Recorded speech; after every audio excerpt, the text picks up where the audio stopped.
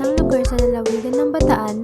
Ito ay may malalim na kasaysayan at kahalagahan sa mga pangyayari noong panahon ng digmaang Pilipino at Amerikano at ikalawang digmaang pandaigdig.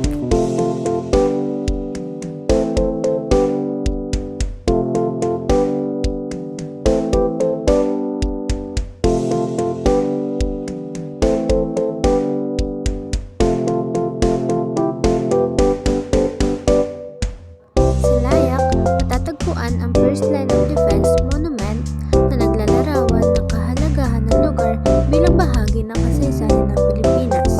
Ang monumento ay nagpapakita ng pagiging matatag at tapang ng mga tao sa layak sa panahon ng digmaan.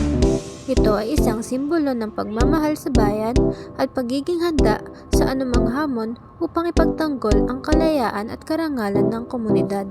Ang monumentong ito ay patunay ng dedikasyon at sakripisyo ng mga bayani at mamamayan na lumaban para sa kalayaan at dignidad ng bansa. Ang layak ay hindi lamang isang lugar, ito ay isang simbolo ng pag-asa, katapangan at determinasyon ng mga Pilipino na ipaglaban ang kanilang mga karapatan at kalayaan.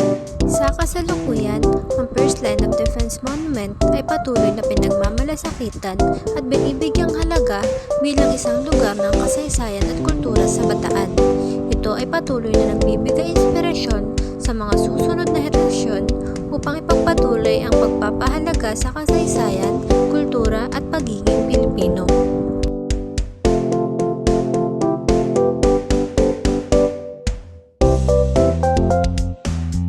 Halina't alamin natin ang kasaysayan at kahalagahan ng Minor Basilica ng Mahal na Birhen ng Santissimo Rosario dito sa Orani, Bataan.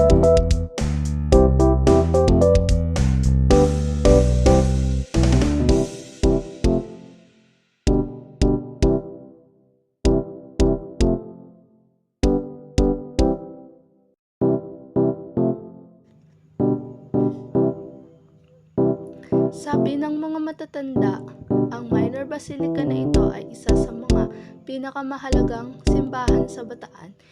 Ito ay tahanan ng mga mahal na berhen ng Santissimo Rosario na kinikilala bilang patrona ng Orani.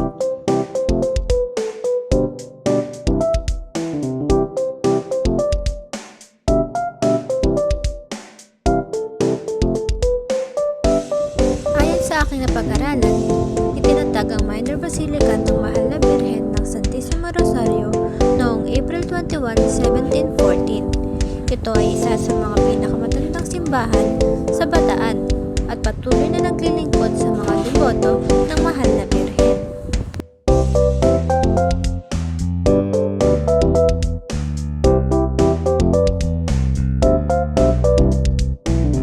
Napakaganda ng architectural design ng basilika. Ang design ng simbahan ay nagre-reflect sa Spanish colonial influence. Dahil ang simbahan na ito ay tinayo noong kasalukuyang tayo ay colony ng mga Espanyol. Narinig ko rin na may mga espesyal na pinagdiriwang at tradisyon na ginaganap dito tuwing kapistahan ng Mahal na Birhen. Tama ba? Oo, ang feast day ng simbahan na ito ay ginaganap tuwing ikalawang linggo ng Oktubre. At talagang dinarayo ang simbahang ito ng napakaraming deboto nito.